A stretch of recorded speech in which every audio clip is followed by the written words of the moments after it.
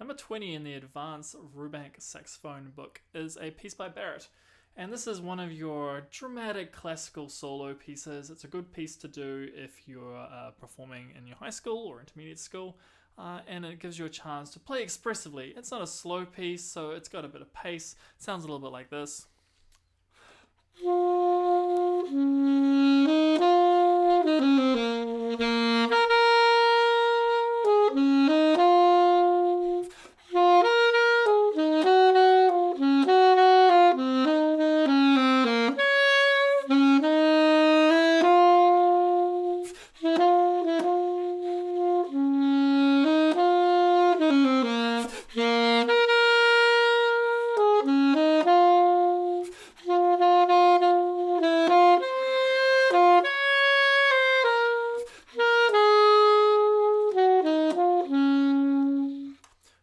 So we're in 4/4 time.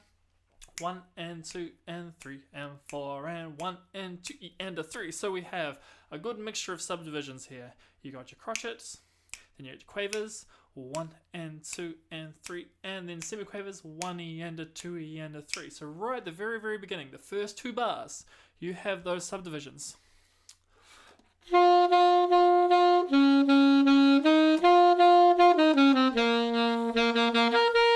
So 1 and 2 and 3 and 4 and 1E and a 2E and a 3. So we have a tied note there. Your D that you're holding onto from that crotchet is going to last into beat 2. D, D, D, D, D, then we fall away.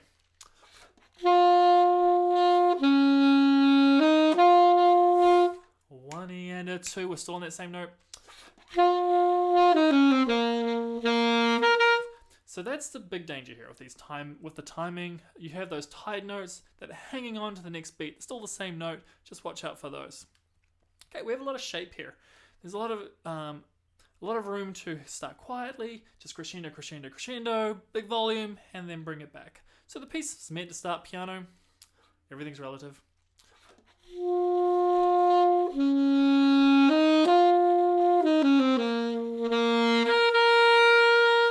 We get to unleash. Boom, bottom. So you don't have to hold back. You might as well just stick some air through it. Play a nice loud note.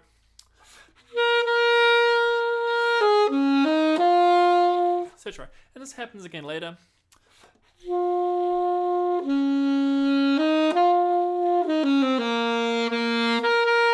As the piece essentially repeats itself on that third line. Alright, so we keep on going.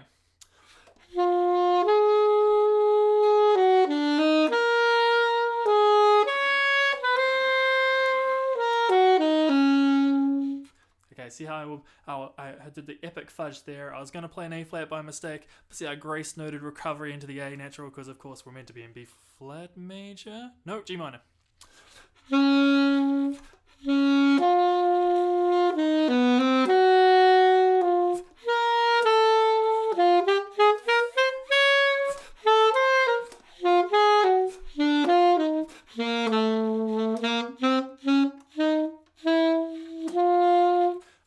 F sharp mistake, I miss an accidental. So we have a phrase that concludes with a retard.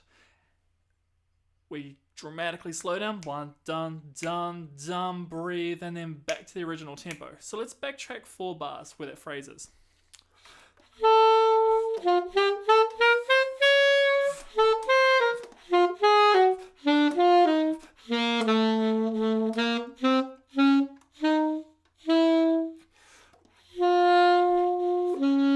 How did I pull that off? You gotta imagine a train coming to stop at the station. That last one's a giant sigh. That sigh is gonna create all the space because you're still slowing down, but you've created space to breathe. And then you're back to original tempo. Okay, that is the best way to approach a dramatic retard. You have to create the space. You're literally stretching things out to create space for that breath so that you can start again a tempo. We also have some mezzo staccatos. So a line above staccato, so you're like your slur line above the staccato dots, that's not a contradiction. Those are your mezzo staccato, mezzo meaning medium, mezzo forte means medium loud, so this is like a medium staccato. So they're not really short. It's just going to be moderately short. So again, the train coming to the station, it's like stretching the notes out. How do we stretch it out? Bring in the subdivision again. So we have, rather than just trying to think 1, 2, 3, that's hard. 1 and 2 and 3 and 4 and 1 and 2 and 3, and then off you go again. So back to that phrase. I'll put my F sharp in.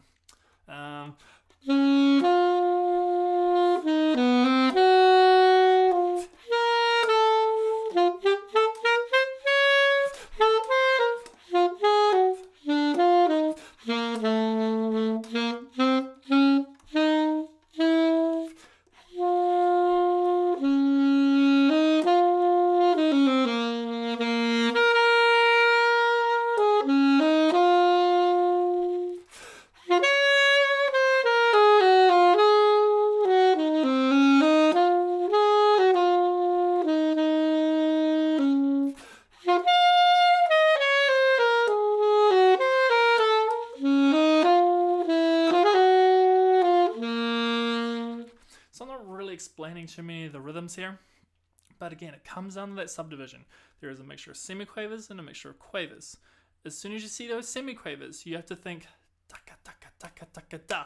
So if we take some of that rhythm, whether we have a semi-quaver at the very, very end of the bar, we have to think, okay, what does it sound like to have a semi-quaver at the end of the bar? Dun the end, a 2E and a 3E and a 4E and a 1. Ba ba ba ba da da da da. So after that, we go on the quavers. Ba ba da dun dun dun dun dun da. 1 and 2 and lots of quaver subdivision.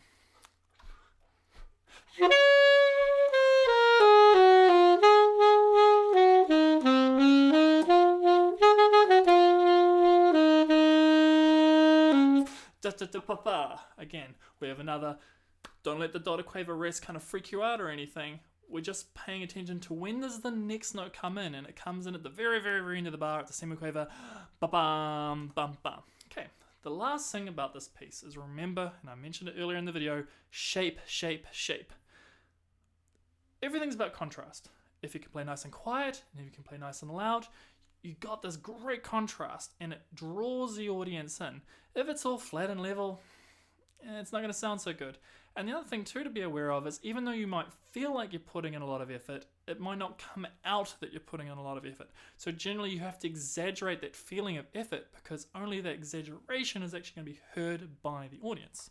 So for example, if we take, say like the last 3 bars, we've got like a nice big scoop. Let's start quiet.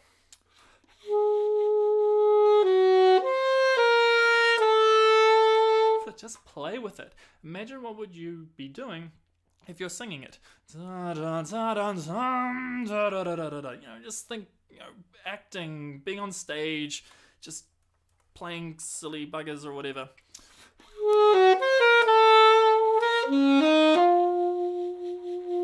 Nice and quiet.